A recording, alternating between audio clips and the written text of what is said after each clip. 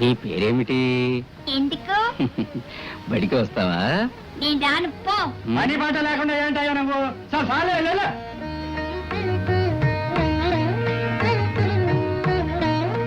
ఏం బాబు, మీరంతా బడికి రాకూడదు? రామయ్య గారు చిన్న పెద్ద అందరూ రావాలి, రావాలి, చదువుకోవాలి. అది మిమ్మల్ని ఎత్తుకుపోవడానికి వచ్చింది, అందుకని చిన్న పెద్ద అందరూ రావాలి, రావాలి. ఈ రాయి తీసుకుని పట్టు.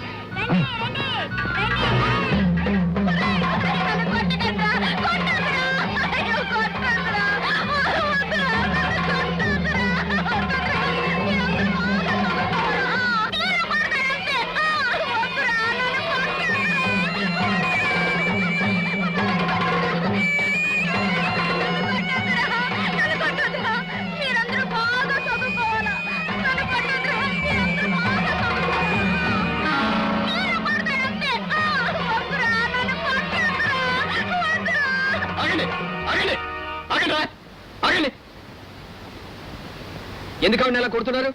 అది పిచ్చిది, బడి బడి అంట పిల్లల్ని ఎత్తిపోతాది అని ఎవరు చెప్పారు? అరే అరే అరే, పిచ్చి పెట్టింది మహాలక్ష్మి కాదురా, మీకు. మీ ఇళ్లలో ఆడపడుచులు లేరురా?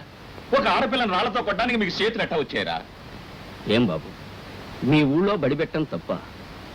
మీ పిల్లా పాపలు 4 అక్షరాలు నేర్చుకుని మంచేదో చెడేదో తెలుసుకోవటం తప్పంటారా? తప్పని ఎవరన్నారండి? మరైతే బడిలోకి మీ పిల్లల్ని ఎందుకు పంపరు? అట్టాడి నీ ఊళ్ళో ఉండి అడితేగా. ఉందని చెప్పినందుకు మీ పిల్లల పంపమన్నందుకేగా ఆ అమ్మాయిని అలా రాళ్లతో కొడుతున్నారు. అయితే ఈ ఊళ్ళో నిజంగా బడి పెడుతున్నారా? పెడతాం, మా ఇంట్లోనే పెడతాను. అసలు బడి బందెల దొడ్డైనా ఈ ఊరికి చదువు కావాలని బడి పెడతాను. ఈయనే కొత్త మాస్టర్. ఇష్టం ఉన్న వాళ్ళు మీ పిల్లల్ని పంపండి. ఇంతకాలానికి ఈ ఊళ్ళో బడి పెడుతున్నామని ధైర్యంగా ముందుకొచ్చినందుకు నిజంగా మిమ్మల్ని అభినందించి తీరాలి.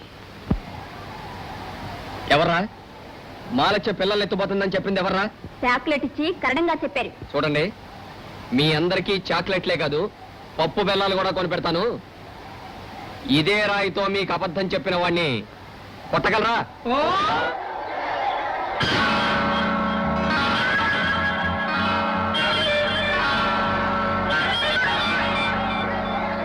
ఇదిగో ఎందుకే ఈ ఊరికి చదువు అవసరమని పేపర్లో పెద్ద అక్షరాలతో వేశారు.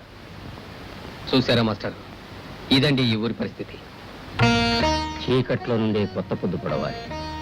పదండి, మన ప్రయత్నం మనం చేద్దాం. మన ఊరికి కొత్త పొద్దు పడుతుంది. ఈ ఊళ్ళో బడి పెట్టారు, అందరూ రావాలి, రావాలి,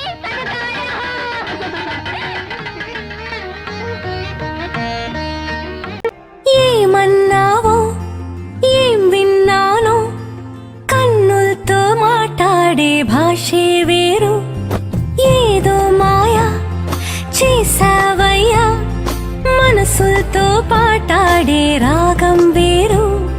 చిన్ని చిన్ని ఆసే సిరి వెన్నెల్లో నా పూసే, గుండెల్లో నీ ఊసే ఒక భాసే చేసే. గుచ్చే చూపుల్లో నా రవిచ్చే